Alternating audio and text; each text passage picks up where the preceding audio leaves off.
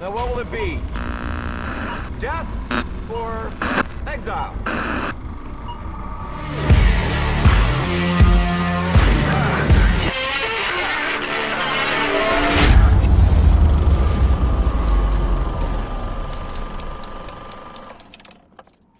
Hi guys, welcome to the film Exiles.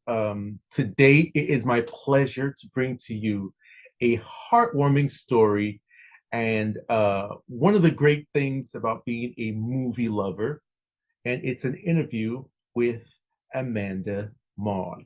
Hello Amanda, how are you doing today? I am very well, thank you. Wonderful. And you? I'm good. The first question I'm going to ask you is, we're in pandemic times. How are you coping, with the pandemic? How's life been for you? Well, it's just about a year since the UK lockdown. And then we've had in and out a couple of times. And I've been coping all right. It's really, it was a relief to discover that my partner and I really like each other a lot. That's the fingers crossed moment, the moment of truth. So that's been really nice to spend a lot of time with him. There have been a few silver linings, but I hesitate to say that just because of the horrific nature of what's happening. So something like this is amazing what's happening. But at the same time, there are millions of people dead and there are millions of people who are ill. And then anyway, the world is kind of messed up. So I've been coping, but there's always that underneath. Very good.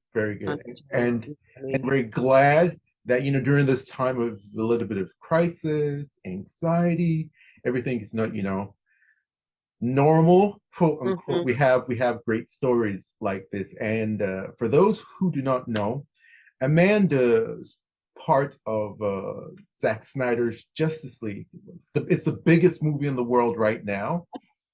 It is, and she shot out a very innocent, sort of casual tweet to the internet, and she hadn't seen her part, and she asked if she was still in the movie, and it caught fire.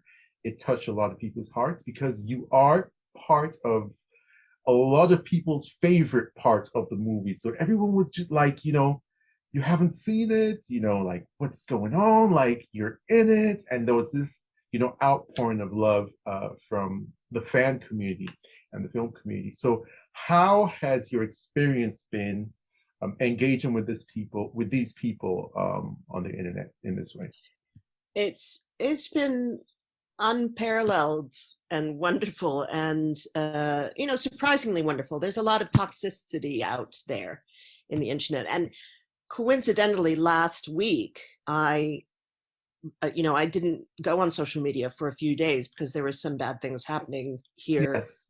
Yeah. And then I came back on this week and it was like bam. This sunshine and rainbows and love, and I am a fan girl myself. I am a fan of the Beatles and Liverpool Football Club and certain actors and theaters and Star Wars. Sorry. Star Wars is amazing. Go ahead. So, you have a lot of Star Wars fans. I can completely identify with the energy that is swirling around this event. I have just figured out how to get onto the streaming onto Now TV. So I'm now on Now TV, and I'm setting aside time tomorrow. To watch the whole thing. And, because I don't want to rush into it, and I don't want to, I want to do it right. Okay. So the question in everybody's mind: have you at least seen your part? Yes. Okay. Someone sent me a little. Of course. And I have seen my part, and my God, Ray Fisher is amazing in that. He really is. But so are you. So are you. The beautiful thing about why people have connected to you so much, that even though you have a small part, you make such a big impact. And we'll get into this later on in our interview. But let's first start with getting to know you. So who is Amanda Maud? Well, I'm a Chinese American actor, or a Eurasian American actor. I'm half and half. And I've lived in London for almost 25 years, which kind of is unbelievable. Wow. Grew up in Minnesota, went to school in New York, worked in New York as an actor, and then moved here by accident in 1996. Wow. And I love theater and acting, and it's what I do and who I am. I've never really thought of doing anything else. Wow, so that's amazing. I'm very lucky. Cool. It comes through your work. I'm telling you, just a little bit I know of you. Your love for theater and acting comes through in your work. And in connection to your Eurasian heritage, there's a lot of discussion about, unfortunately, a bit of a crisis in the States and worldwide as it relates to the treatment of Asians. We at the Film Exiles are very conscientious about these issues. We're not afraid to talk about them, and we're here to support all communities and spread love. And do you have any message to people out there? Is there any way that we can support better, be better allies, and so on and so on? Well, follow the hashtags, and Asian hate, and Asian Lives Matter, etc. And then I'm not going to promote anyone specifically, any organization specifically, because it's up to the individual person. That's the right organization for me. I'm going to go there. I'm going to go there. But follow the hashtags is what I would say. Okay. And it's not just America. In the UK, hate crimes against East Asians have risen 300% over the past year. That's horrible. I was in a show in the Vaults just before lockdown. A member of our the show was all East Asians, or Southeast Asians.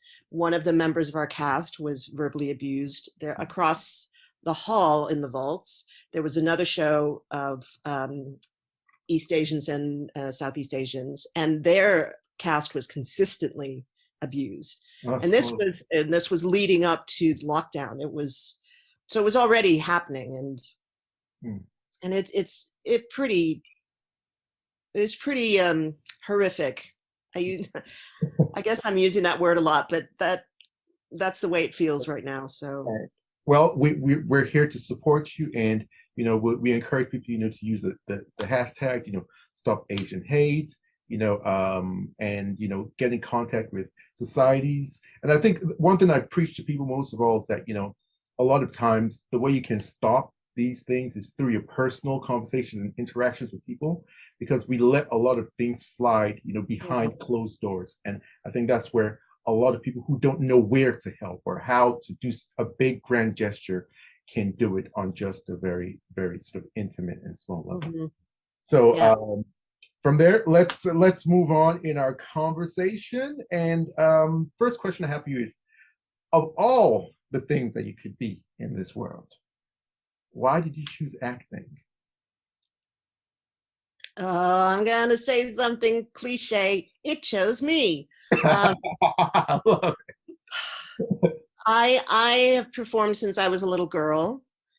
My parents ran a Renaissance music and dance company in Minneapolis, and from the age of 9 I was performing with them, and it just felt right. And I did plays in high school, and I wanted to be a dancer, but I have certain physical drawbacks to that, and it was just right.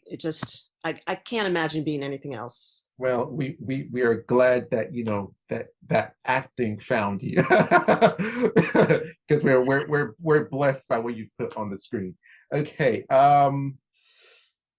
let's get right into main event, and that is Zack Snyder's Justice League. How did you, come to play this role? Was it a role that you auditioned for, or was it a role that was brought to you? Tell us the story of getting on this production. Well, my agent calls me when someone wants to audition me, and she knew it was a big thing, but I try not to think about it. And I went in and I auditioned it. It was just the one main scene, and it was just the action of the ATM. And there was one line, and I can't remember exactly what it was, but it was something along the lines of "Thank God." So, and just like that, that was the line, and I thought that was the whole part, and then I put, once an audition is over, I usually try to put it down the black hole, the mental black hole, so that I'm not stressing about it. And then if something comes back, that's a bonus. And then months and months later, I suddenly get this information about, okay, well, your costume fitting is here, and then Wow. and I was like, huh? What? And then when I went for the costume fitting, they showed me the waitress uniform, and I was like, oh, that's great, and and then they showed me a rack of clothes and said, here are all your other costumes. Wow. And that's when I suddenly realized, wait a second, I think this is more than just one scene. One scene. So let's just rewind just a little bit. You said your agent knew how big of a deal it was, but did you know who the director was? Did you know anything about sort of like Justice League and that sort of thing? I can't remember exactly, but I knew I had to sign an NDA, and that always means it's a big thing. Wow. Okay. And it wasn't called by the name. It was called by Harwood. Name. I think it was called Harwood. Harwood, yeah. And I didn't know that. No, I did know. I did know who the director was. Mm-hmm. But once that, I didn't in a million years think that I was going to get it. So I did the audition. It was so exciting to do the audition, and it was really fun. And then I put it down the black hole. Wow. And then here we are. Yeah, exactly. Okay. So how was it working on set? What was the temperature, the tone, the mood? Did you have a fun time with the cast and crew? Who did you meet? And that sort of thing? Well, I had 4 days on set. 2 days were with the Splinter unit.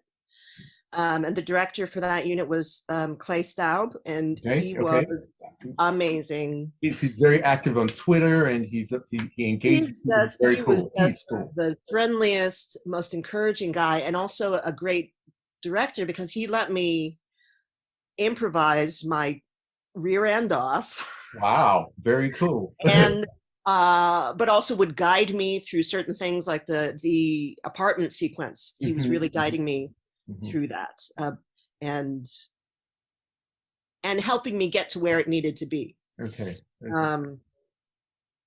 So there were 2 days, and that was really fun. It was very intimidating. It was, I have been on a lot of sets, but I've never had my own trailer. That was weird. Wow. Hey, now you're a star. Yeah, well, briefly anyway. That was and the set was amazing. The Gotham Street was amazing.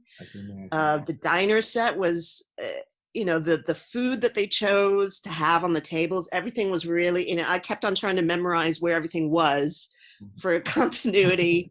And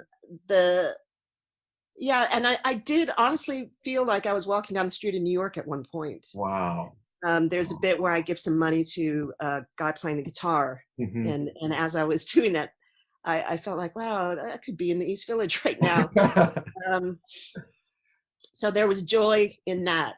Actually, there was joy in feeling like I was in that metropolis.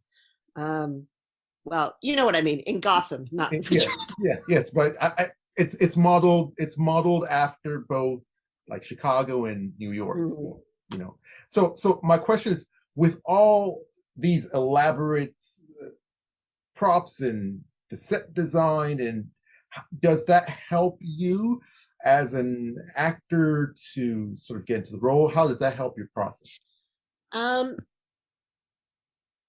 It helps, and then it's also, you have to be really specific and technical and careful about everything, and be able to repeat everything. So in some ways it helps the reality of everything that's happening. Like, instead of having to pretend a bus is coming down the street and pretending to get on it, that there's a real bus coming down the set. Very nice. And you know, all of I had a wallet that had all of my ID, my Linda Reed ID, a bus pass, my ATM card. Just, it was, and I think the money that came out, that I'm pretty sure that the money that came out of the ATM was real.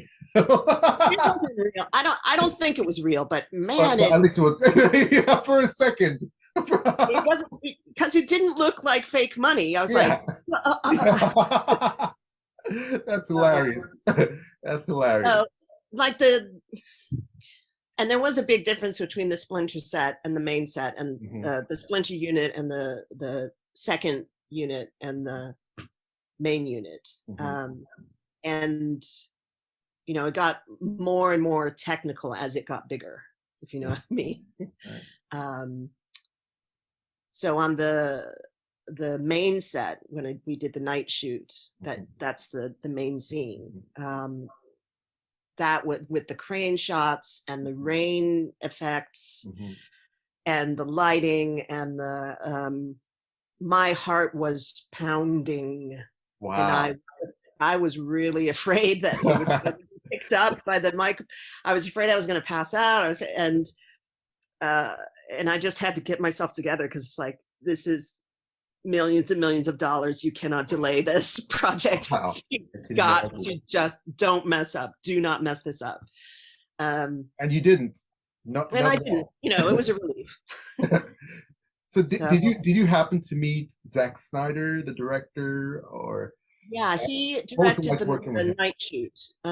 He was a lovely, lovely man. We didn't have a huge amount of interaction, because, as I said, there was a lot of technical stuff going on. But you know, I went and I met him. I embarrassed myself immediately by saying, "Hi, Zack. I'm Amanda. I'm from Minnesota." Because I had looked him up. And I saw he was born in Wisconsin. There's a bonding point right there. The good Midwestern kids. Yeah, and he kind of, you know, he looked a little puzzled and then said, "Is that a character choice? He's hilarious." I said, "No, you were born in Wisconsin." I just went, "Oh well." No. And then during the actual takes, we didn't have a huge amount of interaction. Often it would be someone else running between. And also they were just, you know, trying to get everything just right. All the cameras, all the lights, everything together, getting, you know, Ray in the shot and the kids in the shot and the passersby in the shot. And the, so, you know, it was kind of like the interaction was, just keep doing what you're doing. Well, I mean, I can imagine on such a big production, he's talked about it, how the bigger the production, the further he gets away from the action. And I think he even said his next movie is going to be a very small one, and he wants, you know, he wanted to have that experience again. So that is good to hear that you had a fun time on set and the different, you know, units. So you had relatively a small role, but you made an incredible impact. Like, I'm telling you, your sequence touched me so much.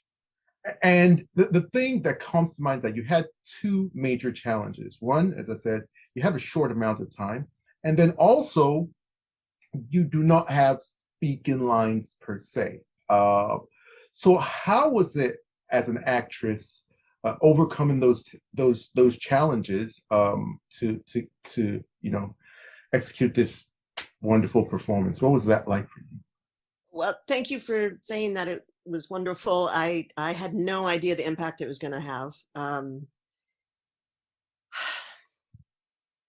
I put a lot down to Clay and the production team and the crew. That they did make it real, really real for me. You know, even if it's just a corner of a room that is dressed like a grocery store, it was really real. I also was lucky, and it didn't feel lucky at the time. You know, I had to look after these kids in a way. I mean, there were chaperones and their parents were on set, but while in the scenes, I kind of had them to look after. Okay. So that, you know, it took me out of my head a little bit. You know, and one day I brought books and toys for them and stuff, but well, no, to borrow. I couldn't afford lots of toys, but so that actually helped. Was having to, I remember holding the little boy. I can't remember his name. The little girl's name was Jasmine. The little boy, I was holding him, and he was so sad because his dad was somewhere else. His dad was far away. He was missing his dad. Yeah, and his dad was actually in the bus and was coming. So I remember holding him and just kind of trying to cheer him up and going, "Daddy's on the bus, he's coming now." And then the little boy went, "Stop it!" Oh my God. Tough crowd. I said, "Okay, I'll stop it." And that actually was a turning point because he asked me to stop. I stopped, and then he trusted me more. But because I had to kind of look after them in the scenes, I think it took me out of the hugeness of the occasion. Okay. Wow, that's incredible to hear. So my next question is, you perform, lay down your work. Okay, so what's that like for you, leaving your sweats and your blood and your life force, and then going away? Were you thinking, how is this going to turn out? Were you looking forward to the release date for the movie? What was that period like for you, anticipating? Yeah, I was, you never know if you're going to make it. Yeah. So I was wary, but I thought that I had a good chance because I was part of Cyborg's backstory and development. I thought this, I think I'm going to make it. And then as the months were going by, it was getting closer. And then hearing about Zack leaving the project, and then someone else coming in, and then hearing about Warner Brothers had like a time limit. It was sounding, less and less likely. And then I got a lovely letter from the casting director saying, we're really sorry. But her name Laura Kennedy, something like that? No, it was Kate Ringsell. Okay, all right. Okay. Kate Ringsell, and so I I was very disappointed, but I'd done it. I had done it, and I thought I had acquitted myself. I thought I'd done a good job. I'd had the experience of being on a gigantic set. And I got paid, and I could, put it on my CV, and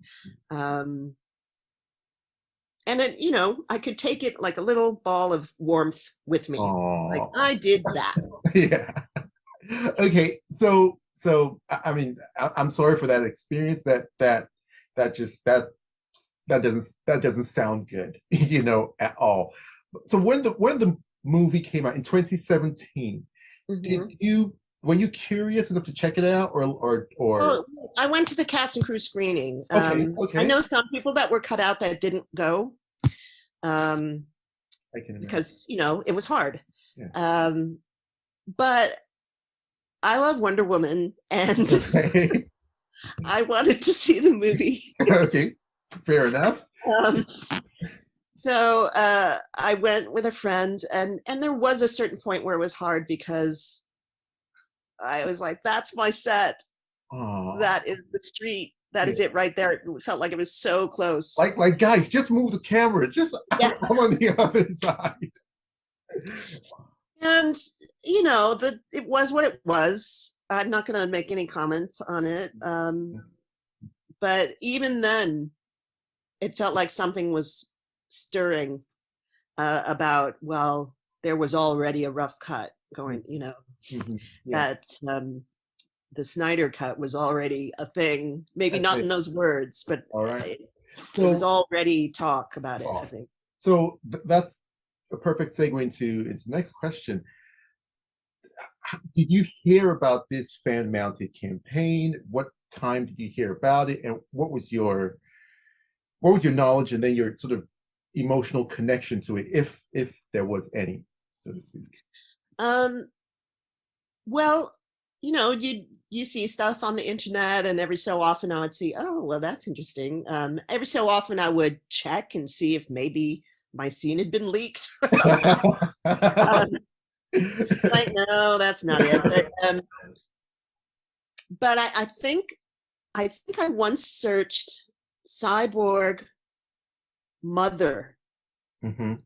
scene, and an article came up about Victor's mother. Karen Brighton, Yeah. actress, I think. And about how people were really upset about what had happened to his Mhm. character and what was missing and stuff. Mhm. And that's when I started to think this might really go somewhere. This might really happen. And friends would tell me, "Oh, I hear this is happening. Oh, I hear this is happening. Are you going to be in it? Are you going to be in it?" And I'm like, "I don't know." So I didn't, I didn't know until Thursday. Honestly, Wow, didn't know. that is incredible. Well, from someone who has been in this fan community, I've been in this fan community probably close to 10 years, but very active since 2016, since Batman v Superman, closely following the production. I'm friends with Zack Snyder, chat with him once in a while via social media. People like you, I mean, amongst a myriad of reasons, but people like you are one of the big reasons why we were so, dogged, and we were like, we're not going to stop, and we'll do everything. We were ready. I'm telling you, we were ready to stay on this for over 10 years. Like the dedication is because, you people, you bring these wonderful performances to our lives, you tell these wonderful stories. We know that you work very hard at this and you're passionate about it. And we relate to you guys, and we care very much about you. After the cast screening, something like that, Ciaran Hinds, who plays the villain, Mhm. he came out and he said, this is not, what Zack wanted. There were a couple people who voiced, their opinions, and those, sort of gave us sort of like a lighthouse to move towards. And I'm so glad that you're back in the movie. It really touches my heart, because it makes every single thing that we did worth it. Completely. And it's in theater, when you're doing a play or you're making a show or even a commercial, like, the aim is to tell the story the most effective way, in the most powerful way. And that that wasn't done in 2017. That was not done. What's, You what's know, the it. reason? So I'm not gonna trash anything, but the story that needed to be told wasn't told then. And thanks to everybody, my God, just, I mean, it shows the power of the internet and, you know, just when people have love and passion for something, what they can do, you know, move mountains. And Absolutely. and I am really appreciative. And I'm still like, wow, I can't believe this is happening. Well, it's wonderful to connect with you. It's wonderful, you know, to see you active and engaging with people in the fan community. That you know, back and forth, it's a beautiful thing. Okay, so my next question for you would be, you have seen your performance, okay? Did you picture in mind what Zack was planning on doing? Did they give you any indication of what the final product would look like, or did you have it in your mind? So how does your expectation? I knew that that my character's life was going to be seen through various cameras. So that affected where my focus was and how I was playing things and stuff. And I knew that from the audition, I knew that the sum of money was suddenly going to appear.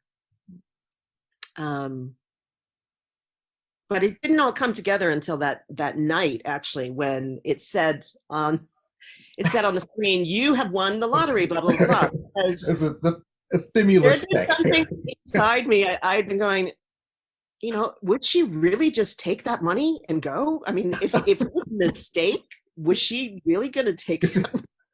So that was a great moment to realize that, oh, he made it like she wanted. That is fantastic. That's brilliant. I didn't know visually what it was going to look like, and wow, geez, it's breathtaking. A lot of people are coming out of the movie and saying, and really identifying and feeling for Ray Fisher's story arc, and they're not to speak for anyone, but I think that scene is really what does it. That it hooks you, it gets you so invested in the character, you fall in love with the character, you feel his pain, and you go on this journey with him that has this beautiful, you know, catharsis at the end, and you are the linchpin of that. That's the moment where people are like, you know what, I'm going to hell and back with this character, and it's because of the contribution of I had no idea that it was that pivotal. I had no idea. I thought I was part of his backstory, which I am, but I didn't know that it was like a moment. And the moment when Cyborg smiles at the reaction, it's such an incredible moment of acting. It's just so beautiful that I feel proud that I was part of that. That makes sense. I'm still glad to hear that. So you know, during this time of pandemic, a little bit of, you know, turmoil, anxiety, we're very glad to have these happy stories, you know, to share with each other. So you know, before, you know, we exit, could you tell people what projects you have worked on that they could look forward to? That would be cool. I have been doing a lot of Zoom readings, a lot of digital readings. I just did one called Gabriel by George Sand, the French romantic author. And I'm doing one that's going to come out April 10th. It's with a company called New Perspectives Theater Company in New York. There's one in the UK. Okay. And there's one in New York. Okay. I'm one of the only people, possibly the only person who's worked with both. But so it's New Perspectives Theater Company in New York City. And it's a program called On Her Shoulders. And it's kind of unearthing plays by female playwrights. Like either the plays are unknown or the women are unknown. And so it's part of this program called On Her Shoulders. Very, very cool. All right. And as soon as we can get together, the band is going to record this album we've been planning for well over a year, but haven't been able to work on. And what is this band? Could you please let us know? The band is called Wondermare. Okay. And I wish it were. It's not a play on Nightmare. It has to do with the bass player's horse. Okay. The bass player has a horse named Miranda who is amazing. Okay. So she's called the Wondermare. And, wow. And we do songs about horses and dogs, among other things. It sounds very cool. So what is your? Do you play an instrument or do you sing? I play a rapper. I think you're a rapper. That's it. Only in iambic pentameter, only in Shakespeare. I play rhythm guitar. Oh, very cool. And I sing, and we write silly eclectic silly eclectic songs. It's folk rock with a punk ethos. Wow. Because we're angry middle-aged actors. I love it. We've got a lot to say. It's been a great joy in my life. I love my band mates, Melody Brown and Daniel York, and we're all Eurasian. Actually, we're all part East Asian, and we're all actors, and we're all middle-aged. Wondermere. I love that. Yep. I love that. So we're on Spotify, and you can download our album on iTunes, and there's a few videos floating around, or you can just look for our Facebook page. Very cool. I'm sure you'll be gaining a whole new slew of fans. So where can people find you on social media to follow you and talk to you? Well, my Twitter handle is @meetbemaud. It's also my Instagram handle. I'm on Facebook. My actor page is C. Amanda Maud Actor on Facebook. And LinkedIn. That's a little more formal, but you can contact me there. And I do my best to answer everyone. And I know I am a fan of many things, so I know what it's like. I don't know if you know Yoga with Adrienne. Of course, who doesn't? Especially pandemic. During the pandemic, I tweeted at her I tweeted at her like about a year and a half ago, and saying that she reminded me of Alexandria Ocasio-Cortez. Okay. Oh, that's a good comparison. Okay. And I got a tweet back. Wow, back. That's massive. She said, "Oh my gosh, I'm so honored." I'm like, well, we are definitely big fans of yours. It's very nice to meet you. I know you said you've set time apart.